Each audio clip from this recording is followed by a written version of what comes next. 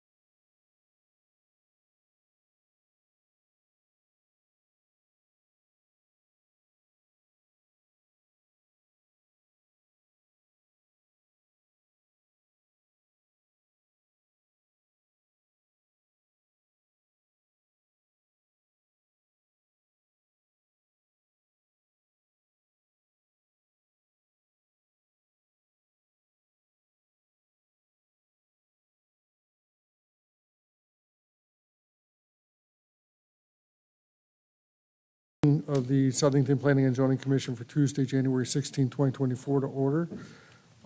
Jeremy, can you please call the roll? Commissioner Tedesco, Commissioner Coles, Present. Commissioner Britton, Present. Commissioner Sewell, Present. alternate Guida, Here. alternate Mott, alternate Carey, Present. Commissioner Chaplinsky, Here. Commissioner Wolowski, Chair Hammerson. Hammers is here. I did hear from Steve Wolowski, Nick Tedesco, and Tessa Ma. They aren't going to be able to make it. Chris, I'm going to seat you in Nick's place, and we will see an alternate soon in place of Steve Wolowski. So with that, we do have a quorum. If we could all stand for the Pledge of Allegiance, please.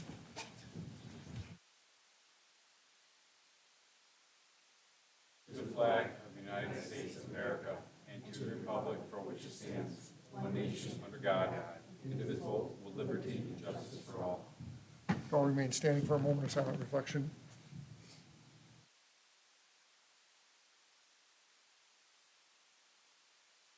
Thank you.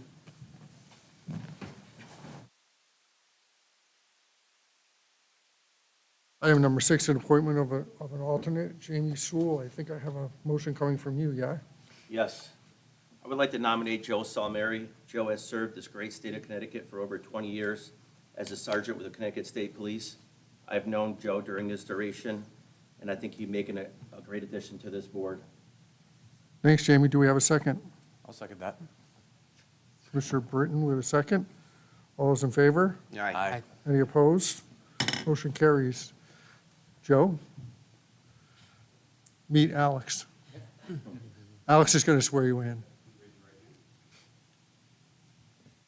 solemnly swear sincerely affirm that the case may be that you will faithfully discharge according to law your duties as an alternate on the Planning and Zoning Commission to the best of your abilities, so help you God. All right, come on up and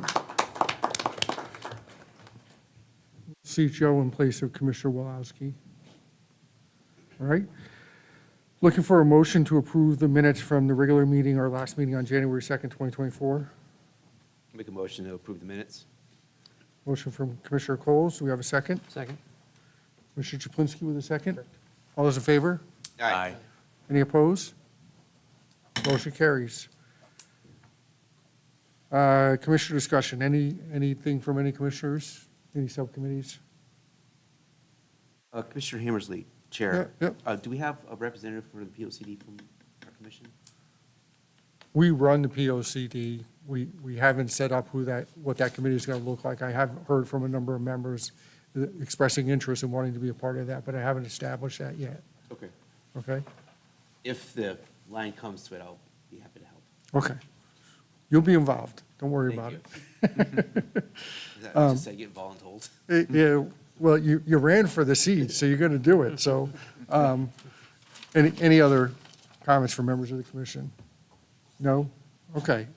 Chairman's comments, I don't have anything tonight. Moving on to our public hearings, item A, I'm looking for a table. Can we get a motion to table? So moved. Commissioner Coles with a motion, do we have a second? I'll say. I'll give it to Guida on that one. It was a tie vote, or a tie, but break you in, Kristen, you know? Okay, all those in favor? Aye. Any opposed? Motion carries. As I expressed to the applicant there, we wait for all the comments to be addressed before we hear an item. So item, what's it, 11B, Calito, did I say that right? Catito? Okay.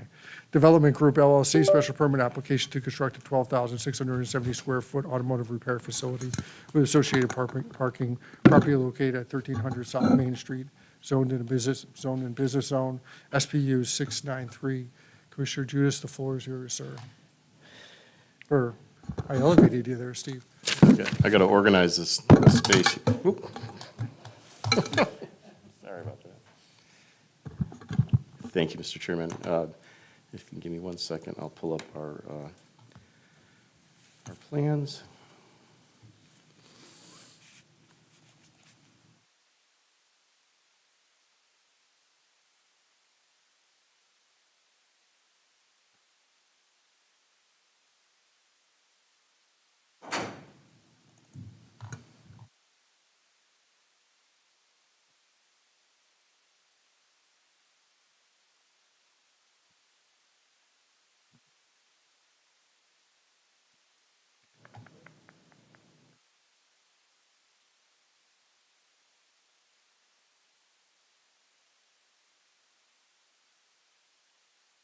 Okay, if I can keep all those PDFs straight. Good evening, Mr. Chairman and Commission members. For the record, my name is Stephen Judas. I'm with the office of Harry Cole & Son at 876 South Main Street in Plantsville. Here tonight with Matt. Matt, Calito's not your last name. It's Eucalito, Calito of Calito Development. And Matt is here with me regarding a site plan proposal for 1300 South Main Street in Plantsville. This site is also known as MAP 41, Parcel 35. It's a 4-acre parcel zoned business. If we look at the aerial image right now, we can see that the bowling alley is this big building right here. This is the State of Connecticut commuter parking lot. Across Sliders is up in the corner. We have the Alzheimer's Center at this location, and the Quinnipiac River flows along the property line here we butt the river just in this portion of the property. There's some industrial zone property to the west in this location and over in this area. There also, this is another site that's on for tonight. We'll have a quick discussion about that later. And then there's some residential properties along this area on the other side of the bowling alley.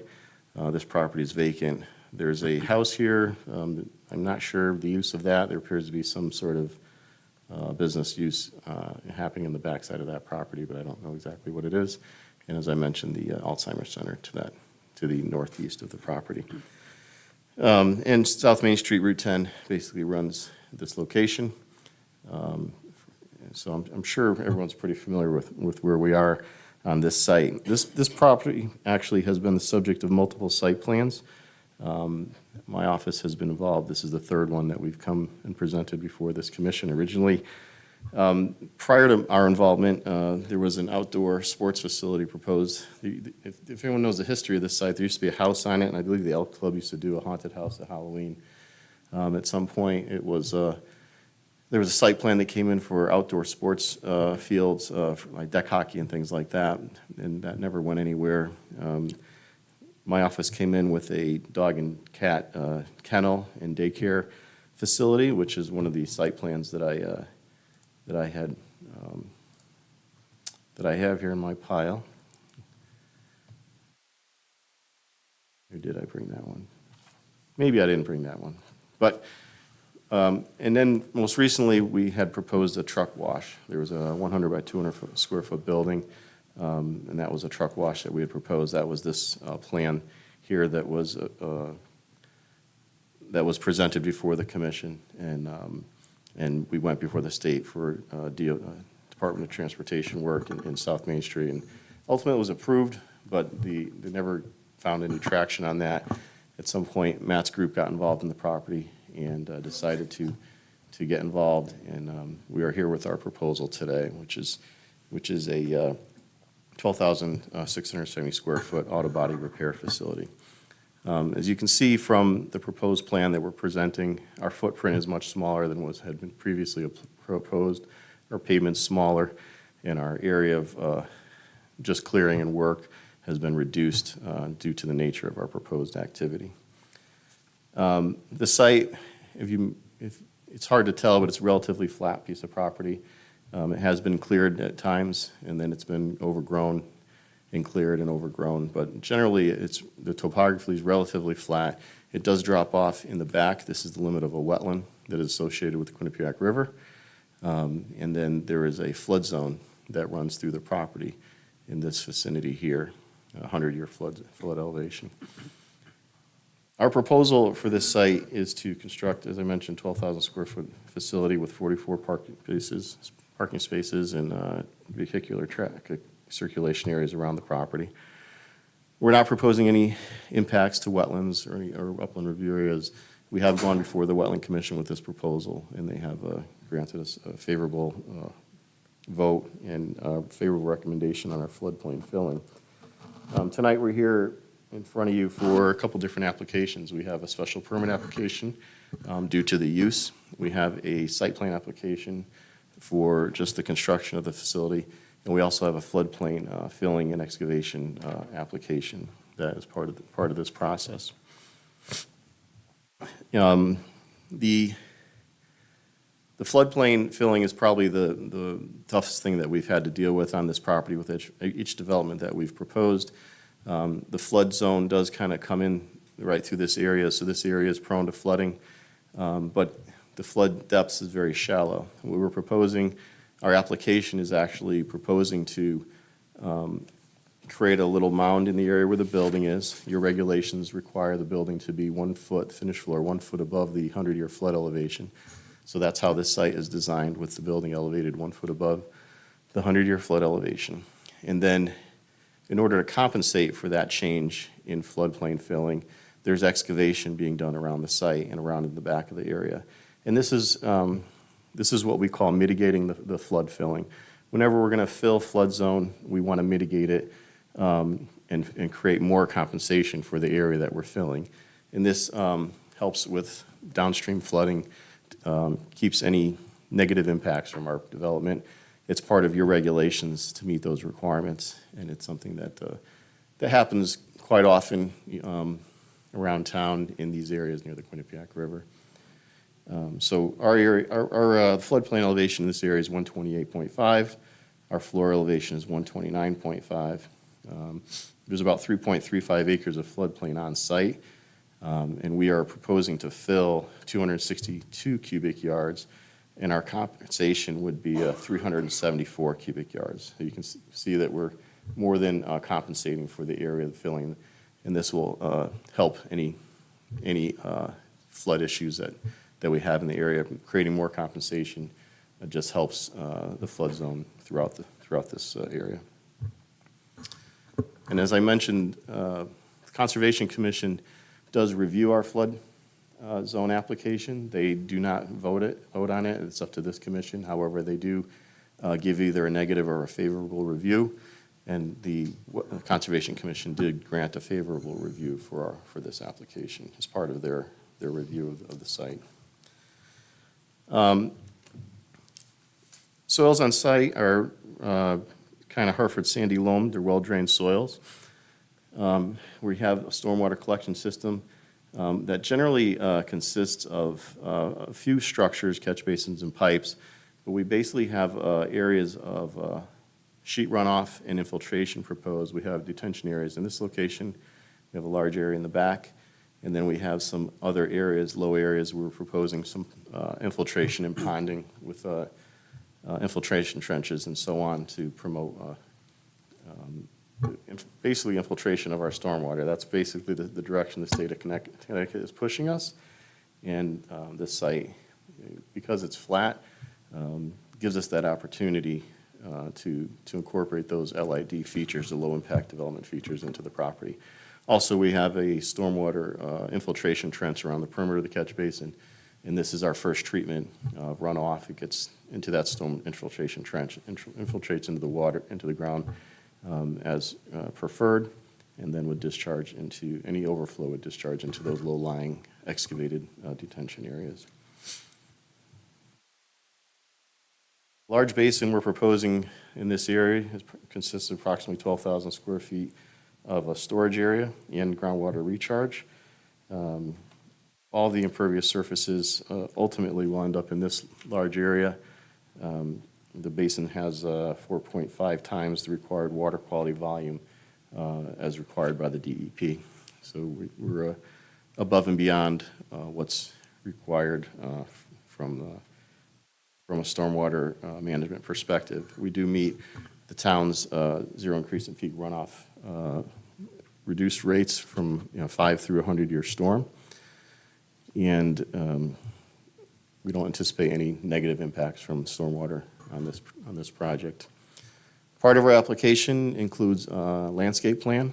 We have landscaping, street trees out by the road, and we have landscape islands as required by your regulations around the building, at the corners of the building, to help beautify the site. I do have a picture of the proposed building. If we look at this, this would be the elevation view facing the road. This would be the southerly elevation, the rear elevation facing the river, and then the northerly elevation facing the commuter parking lot. This building is considerably smaller than what the original proposal for the truck wash, and definitely more aesthetically pleasing than what had been previously approved. So we were happy to be able to come forward with this application. It has nice features and stonework, and we think it's going to be a good addition to the area. We did receive comments from planning staff and engineering staff. We revised the plans accordingly, and I believe, I won't speak for the staff, but I think we did a pretty good job of addressing their comments. I don't think we have any outstanding items at this point.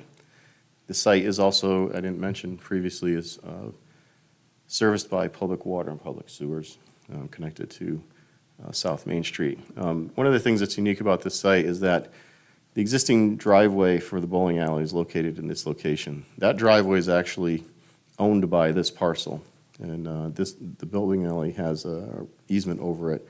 So we will be utilizing that existing curb cut and just tying our proposed driveway off of that existing driveway. So other than some minor improvements to radii at that curb cut requested by the DOT and the installation of a sidewalk, we don't have much work proposed in South Main Street. Site distances are very good, and I think that we're hopeful that this project moves forward. This site has been vacant and had a lot of different thoughts go into it, a lot of different site plans, but this feels like the best fit and the one with the most traction. So we're happy to bring it forward before the commission. Matt's here to ask any questions if you have any for him about the proposal and the operation, and I'd like to answer any questions that I can. Or whatever you have for me, I will do my best. Okay, thanks, Steve. Thank you. Any questions from members of the commission? Caleb? Sure. I'd love to hear about the business plan for the facility. Whatever you. Yeah, hi, Matt Eucalito, Calito Development Group. So this is going to be a caliber collision. They have 1,700 collision auto body repair facilities across the country. This will be one of I think maybe the third in Connecticut. They've just gotten to New England. Their business model is essentially a more modern auto body facility. They have an environmental firm that comes and checks in and makes sure they're following protocols. They collect their wastewater and take it off-site, and they do all their work indoors. So this will have a fence around the parking lot so that any cars that are just dropped off and haven't been pulled into the shop yet aren't visible to anybody surrounding anybody from the road or from the sides. Other than that, they roughly have 25 to 30 employees, technicians, paint sprayers, and administrative. I am not the operator, I would be the developer. We do have a signed lease, so they are planning to go forward if we get approval. Okay. You did mention, like drop-offs. Is there any intention for overnight storage or that kind of a thing? Outdoor storage? Their standard operating procedure is if it's a totaled vehicle, it has to be removed within 24 hours. Anything else should be moved through the shop as quickly as they can get it in. They don't leave them as storage outdoors. There may be times if it's dropped off late, it doesn't quite get in early enough, but if it's dropped off at 8 p.m., it's probably not going to be worked that night. Okay. But it is not they're there to move cars through quickly, so they're not going to be storing things outside, and if it's totaled, they remove it immediately. Okay. Good. You good? Thank you. Any other questions from members of the commission? All right, anything else before we open up to members of the public? No? Okay. Thank you. And with that, is there any member of the public who wishes to speak on this application at this time? Going twice? Anything else you want to add, Steve, before we close it? No, I'm just happy to bring this one forward. The truck wash was a little difficult. I recall. So this one was it's a good-looking building. It fits in the site, and we're just happy. Hopefully, the commission sees it the way we do. But thank you. Thank Okay. you for your consideration tonight. Does anyone have a reason to keep this public hearing open? All planning and engineering department comments have been addressed to your satisfaction? Yeah. All right, we'll close the public hearing on this one. We'll move on to a business meeting. And take these down. You don't need these drawings up any longer, correct? What's that? Take these down, or should I leave them up for the site plan discussion? You can leave them up. We'll get there quick enough. Just for everyone's notification, items 11C and D were withdrawn by the applicant, so we don't have to do anything on those. All right? Item 12, 12A, looking for a table on that. So moved. Caleb, do we have a second? I'll second that. Britton with a second. All those in favor? Aye. Any opposed? Motion carries. 12B, Toledo Development Group LLC, special permit application to construct a 12,670 square foot automotive repair facility with associated parking, property located at 1300 South Main Street, zoned in a business zone, SPU 693. This is the public hearing that we just had. Is there any discussion from members of the commission? Do we have a motion? Mr. Chair, I'd like to make a motion to approve SPU 693 as presented. Do you want to add some stipulations to that? Oh, no, that's on another piece of this, right? We were just discussing stipulations, Mr. Chairman, on the site plan. 'Cause it's- On the site plan, okay, we're not at that yet, so, right, okay. Thanks, Jamie. So we have a motion, do we have a second? Second. Commissioner Coles with a second. Is there any discussion? All right, can we call the roll, please? Commissioner Coles, Yes. Commissioner Britton, Yes. Commissioner Sewell, Yes. Commissioner Guida, Yes. Commissioner Salmeri, Yes. Chair Hammond. Hammers is a yes. Motion passes 6-0. Item 12C, Toledo Development Group Site Plan Application to construct a 12,670 square foot automotive repair facility with associated parking, property located at 1300 South Main Street, Zone B, SPR 1874. Steve? Again, Mr. Chairman, for the record, Stephen Judas with Harry Cole and Son, 876 South Main Street in Plantsville. My presentation is pretty much the same as what I gave you for the site, for the special permit, so I can repeat it if you like, but generally, the site is well suited for our proposal. There's not a lot of grading. We don't anticipate any negative impacts from stormwater runoff or environmental issues with the water course. We do have two different parts to this. There's a site plan application and then the floodplain filling application. And even though it's a filling application, we're actually excavating more floodplain than we're filling. So it's just the application only says filling, but we're required to submit it that way. And as I mentioned, we're proposing to actually excavate more floodplain and create more floodplain, which is beneficial for the area. Hopefully I didn't confuse you with that. But any Okay. questions, site plan? And you're aware of the recommendations by the engineering department on concerning the pump, force main, and doghouse manhole, Yes, I did see those comments, and those are acceptable, absolutely. as well as the water department Yes, yep. comments? Okay.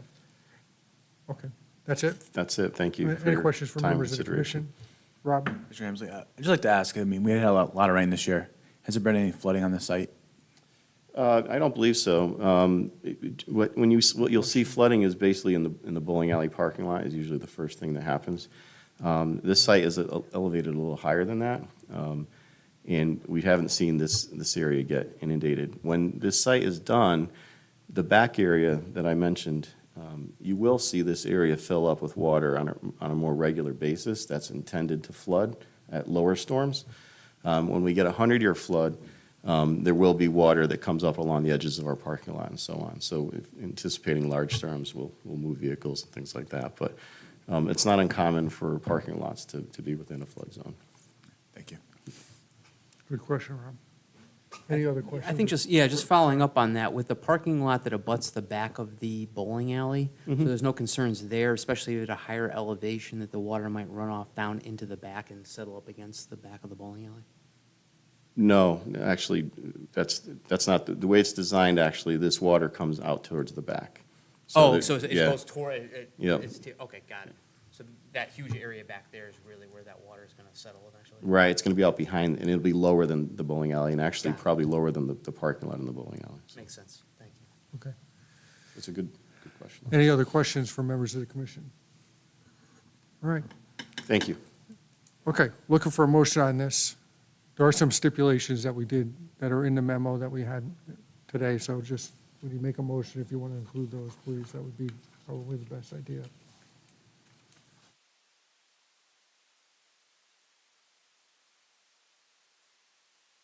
We have a motion on this site plan here.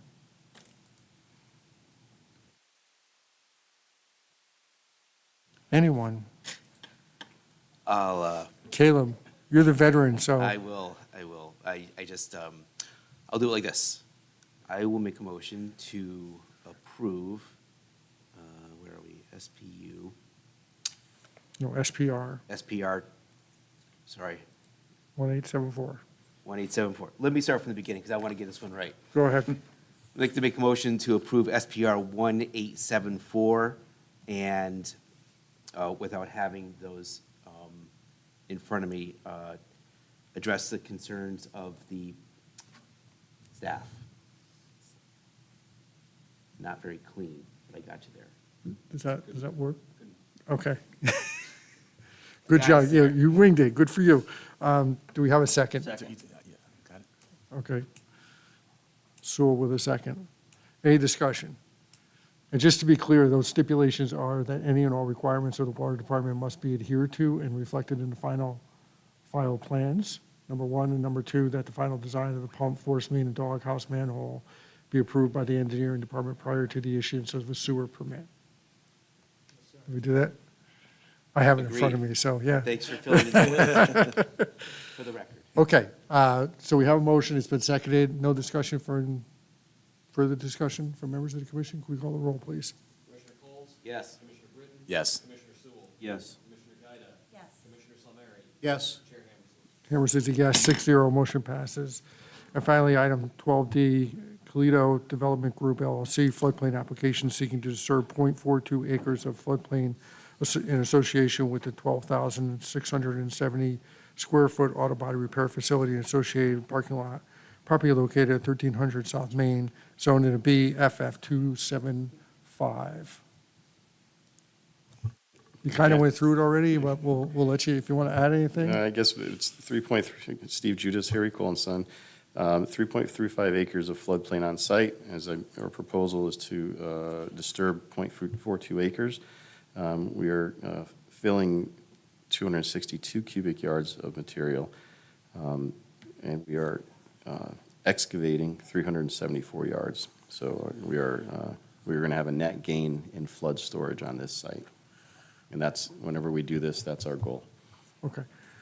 So any questions for members of the commission? We have a motion? Mr. Chair, I make a motion to approve FF 275 with the same requirements as SPR 1874. Okay. Do we have a second? I'll second that. Commissioner Britton with a second. Any further discussion? We call the roll, please. Commissioner Coles? Yes. Commissioner Britton? Yes. Commissioner Sewell? Yes. Commissioner Gaida? Yes. Commissioner Salmieri? Yes. Commissioner Japlinsky? Yes. Chair Hammerson? Hammers is a yes. Motion passes 6-0. Congratulations. Thank you very much for Do your good time and things now. consideration tonight. Don't move too far. I'm not, I know, I'm not going anywhere. So 12, Mr. Chair, if Yep, I may. yep. We had Alex. a technical glitch that Mr. Chaplinsky wasn't called during the roll for didn't see it. 693 and SPR 1874. Just for the record, I spoke with him, and he is a yes vote on both of those. Okay. My error, Thanks. I apologize. Yeah, All good. don't worry. Happens. We'll take you out back later on. It's cold enough. Yeah. I won't be there either because I'll be freezing. 12E and F are, again, were withdrawn by the applicant, but 12G, a discussion of open violations of approved site plan at 50 Mastriani Place. That's a zone I2, SPR 1823.1. Steve, talk to me. What's going on?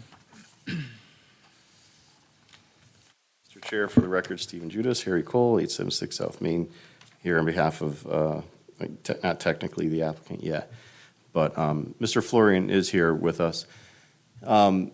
This violation came to my attention through Jeremy and through Mr. Florian. At that time, I believe we met with the staff to talk about what we needed to do to get this remedy going forward. At that time, we decided to send a field crew out to do a field survey of the existing site conditions. We did that, and we went back and forth a little bit with the applicant as to how we were going to come back and address the concerns. I know the neighbors have concerns about the elimination of the 50-foot buffer area. We did prepare a existing conditions plan. We did make some minor modifications to that plan. I believe that Mr. Florian had some conversations with the abutting property owners about that. My intent was to try to get some feedback before we actually submitted our site plan modification. That took a little longer than anticipated. In the end, we submitted the site plan modification, and I think it will be on your agenda for the next meeting. However, I anticipate a review from staff and probably some back and forth before the next meeting to make some modifications to that site plan before this board gets to see it. Okay. Some of the delays have been on my shoulders. The applicant has been good at harassing me. It's just been it's been difficult for us to get the manpower to get some of the work done in the office towards the end of the holidays. It was a little bit of a struggle. I tried to keep Jeremy up to date, but it wasn't an intention to push this. It was just And our I struggles. appreciate your efforts, the efforts of Mr. Florian to try to address this. I'm going to make it real simple. Zoning regulations are pretty black and white. You're aware that there's a requirement in that zone Yep. for a 50-foot buffer. We need that 50-foot buffer to be restored. It was taken down. It shouldn't have been taken down. A cease and desist order was issued Yep. to the property owner on September 28th, 2023. That was over 4 months ago. Let's get it done. I don't want to expend more town resources going back and forth on this. Restore the 50-foot buffer, and everyone will be satisfied. It's a requirement. It's black and white. Steve, you know well enough to know that that's a requirement, and I implore you to get this done in the next 2 weeks. As the person who receives telephone calls from from people in that neighborhood, please, let's stop the calls coming to my phone with people saying that they want the 50-foot buffer to be restored. It never should have been taken down. It's going to be restored, and I want it restored as soon as you can. And we're going to keep you on the agenda, and we'll see you on the 6th, and hopefully it will include a plan that shows that restoration, and we'll all be happy and move on. All right? Okay. Yep. Please. No Okay. problem. Thank you. Anything else you want to add? Anything else from members of the commission? No? Okay, thank you. I feel like I'm at the principal's office here. No, not quite. Not yet, no. Not yet. We'll get it done. Thanks, Steve. I know you will. I know you're capable. Let's just get it done, please. Item 12H, I'm not going to read this whole thing partially because my throat is killing me tonight. But I'll toss it over to Jeremy to talk about a proposed zone text amendment with regards to payment in lieu of sidewalks. Jeremy, go ahead. Why don't you talk about that? Sure, Mr. Chairman. So the idea here came from the Economic Development Department in town. The idea simply, and I'll try to do this as briefly as I can. Currently, sidewalks are required essentially town-wide with the exception of some exemptions in the industrial zones. And applicants can request a modification or an exemption of the commission for the site plan. And there's a number of reasons that those exemptions are allowed to take place, and the commission has to approve those by a 2/3 majority. The idea here is to actually pull back on the opportunities for exemptions and instead put together a system by which the applicants can come in and request a payment be made to the town in lieu of sidewalk construction. So in those areas where it maybe doesn't make sense to build a sidewalk, maybe ever, or certainly right now, similar to open space dedication through the subdivision regulations, the idea would be instead of building that sidewalk right now, a payment would be made in the amount that's equal to the amount of actual construction on the ground into a fund held by the town, which could then be used for sidewalk construction elsewhere, filling in gaps where we have them in high priority areas. You name it. That's the long and short of the regulation change here. I can go into more detail. I did give you a memo on that that's a little bit, probably a little too lengthy. But that's the quick and dirty of it. Okay. Thanks, Jeremy. And I've met with Lou and Jeremy and Alex about this a couple times. And as the person, and some of you, Caleb, will know that I am probably the most adamant person with not giving waivers on sidewalk construction. But let me say, I think this is a really good plan to deal with the sidewalk issue in town. Staff, I think it says in your memo that you're undertaking a comprehensive strategic plan of where gaps are in our sidewalk system. It will allow us to take monies, hopefully, in the occasion where someone makes a payment in lieu of doing the sidewalk, and we have a 2/3 majority to allow that to happen, to devote it to filling those gaps. One of the ones that comes to mind, front of mine is on Flanders and North Main, in that area where there's gaps there, just, I think it's to the north, is it north of Stop and Shop? To the north of Stop and Shop there's a gap there that we'd like to see filled. I think too that there's other gaps in town that we're looking for town to sort of identify those. But it will give us a way to more strategically approach sidewalk and pedestrian safety issues as opposed to putting sidewalks as applicants come forward to us. And where it's not conducive, where sidewalks may not be conducive or easily done, it's up to the applicant to make a decision to apply for that payment in lieu of, which I think is a good idea, and it's a proactive way of making sure that we address these things. So, but with that, I'll open it up to any other comments that members have. We're going to put this on a public hearing. One more thing, Cap, before I let you. We're going to put this on a public hearing, which we're required to do for all zone text amendment changes. It should be on a public hearing for February 6th, our next meeting. We'll open up to members of the public to comment on that proposed change. Kat? Just for a point of clarification, would these funds be used to erect sidewalks where there currently aren't any, and there should be, meaning there's gaps? It wouldn't subsidize the current program for residents who have sidewalks, need them repaired? Okay, cool. That's a really good point, and I talked to Paul Chaplinsky, chairman of the town council, about it, who sat in P and Z before we went up there, but And the idea too is to create a non-lapsing account within the engineering department that's devoted to filling gaps in sidewalks, not for sidewalk repair, but for actually filling gaps. So that's not something that falls under the purview of planning and Yeah. zoning. But Paul and I have had conversations about that, and we're trying to work with him and the town council members to make sure that we can set that up as part of the budget process moving forward, so. Our current residential program's pretty yeah. fair, so, yeah, Yeah. okay. Thank you for clarifying. Rob? Chair, I just have a question. Is there a turnaround time in which the monies need to be used to apply to sidewalks? Given inflationary environment we're in today, you wait 2 years and it might not get what you want out of it. I don't think we envision that. I mean, again, it is a non-lapsing account, so it would roll over year to year until we were ready to go out and do what we needed to do. But the cost, I think the way that we structured the language, the cost of the entire construction of that sidewalk is what the applicant would have to pay. So either they're going to put the sidewalk in, or they're going to pay to have the town put the sidewalk in. Somewhere else probably, but, so that's the idea. It's sort of a trade-off for one for the other. We have a Jim? multi-year sidewalk bid, usually around 3 years it's good for, and each and every year it goes up maybe 3 to 5% based on inflation, so. So your point is, it's prolonged, we'll set the bond somewhere relatively when they're ready to start, and then we could just add it to the pot, and then it would just be a matter of when we, put the do the actual construction of the sidewalk. Relatively quick. Does that help? Satisfies. All right.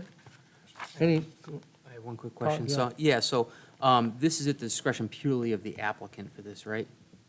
Correct, and there's only specific instances where they can actually ask for it. I think there's 4 or 5 items that we put in there, so you can't, not any applicant can come in here, so these are specific conditions on the site. Okay, that's what I was wondering, only because if you have like, for instance, say like an industrial site where it's like, okay, there's not a ton of people walking around here, but like if you have it next to a residential site where the people might be like, hey, we really like a sidewalk here, but the applicant's like, nah, I don't really feel like, I'd rather put it in this account. If there's some type of accountability for that in regards to various interests in the specific areas, just because you may have differing opinions from people who have houses there with kids versus people who are just like, I want to build like a truck facility or something, I don't really need a sidewalk type of thing, so.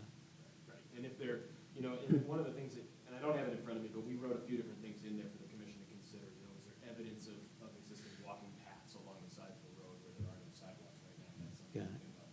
If there's sidewalks, I think it's within 500 feet, you can't ask for this payment. Oh, okay, got So it. there's a number of items that have to be. There's certain conditional things that need to be met. Okay. and it's still, Todd, is up to the discretion of the commission by 2/3 vote, which is a pretty steep requirement, so, but, yeah, so we'll leave it at that, but, you okay? You good? Anything else? No, that's it. Well, to I employ, yeah, Joe. So is this a fund that already exists, or is this going to be a new fund that we're creating? And so is there a stipulation that once the fund is created and we start putting funds in there, that they can't be used elsewhere budgetarily? Oh, there's some spare money over here, can we move it? Is there something in the verbiage that you're creating that says that this is the only use that fund can be used for? Again, the establishment of a fund is up to the town council. It's not up to us. And I have talked to Paul to try to work with him and get his support about establishing a fund that's dedicated for that purpose. Right. But ultimately, that's up to them. Okay. I think we have to, you got to get the cart before the horse type of thing, or the horse before the cart. So we're the horse. We got to get the language out there first, and then I think it's up to the town council to establish that fund as part of that. So we're going to try to encourage that type of language, so. I have talked to Paul. I've shared the language with him and a couple other members of the town council, and I leave it to him to do what he has to do at that level. I've talked to him, and I'll draft the ordinance, and it'll be sufficient. It'll be a lockbox. Not like the state of Connecticut DOT lockbox, a real lockbox. Oh, okay, great. An actual one, you mean? Thank you. Anything else from members of the commission? Just for the sake of, I appreciate that we're calling out when land is or isn't used for farming purposes, not that any of the farming land is so close to a place where we would have sidewalks, but I appreciate the protection for it. Okay, That's all.